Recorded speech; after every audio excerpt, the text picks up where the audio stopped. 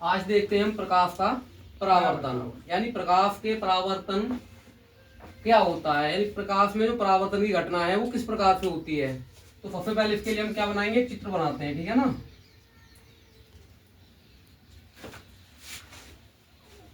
ये क्या हमारे परावर्तक पृष्ठ है, क्या है ये परावर्तक पृष्ठ। इस पर ये इस तरीके पे एक हमारी त्रिज्यी किरण आती है, इस तरीके से ये किरण आ रही है। यहाँ क्या है, एक अविलंब है, क्या है अविलंब है। और ये प्रकाश की किरण जब परावर्तक तल पर टकराती है, टकराने के बाद ये किरण उसी माध्यम में वापस लौट जाती है। ये फिर कहते हैं हम अभिलंब, क्या कहते हैं अभिलंब। ये है हमारा आपतित किरण, आपतित किरण। ये होती है परावर्तित किरण, परावर्तित किरण।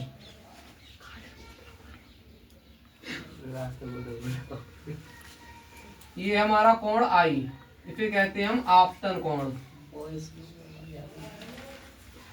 आपतन कोण। और ये है हमारा आर, इसे कहते हैं हम परावर्तन कोण,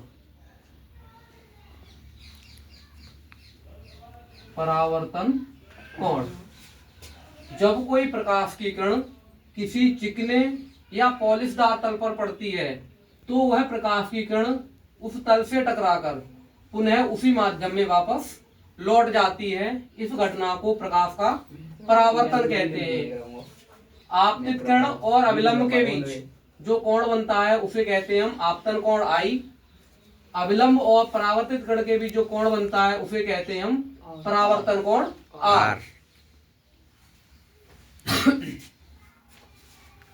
और इसके बाद आते हैं परावर्तन के नियम, ठीक है ना। क्या आते हैं परावर्तन के नियम,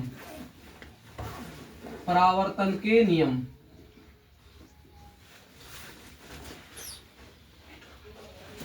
परावर्तन के दो नियम होते हैं। कितने नियम होते हैं परावर्तन के? दो नियम होते हैं। पहला होता है आपतित किरण और परावर्तित किरण और अविलंब। आपतित किरण, परावर्तित किरण और अविलंब तीनों एक ही तल में होते हैं। आपतित किरण, आपतित किरण और परावर्तित किरण,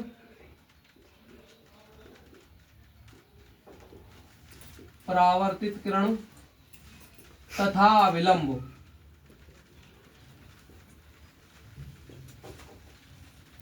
तीनों एक ही तल में होते हैं, तीनों एक ही तल में होते हैं। और दूसरा पॉइंट है हमारा, आपतन कोण सदैव परावर्तन कोण के बराबर होता है। आपतन कोण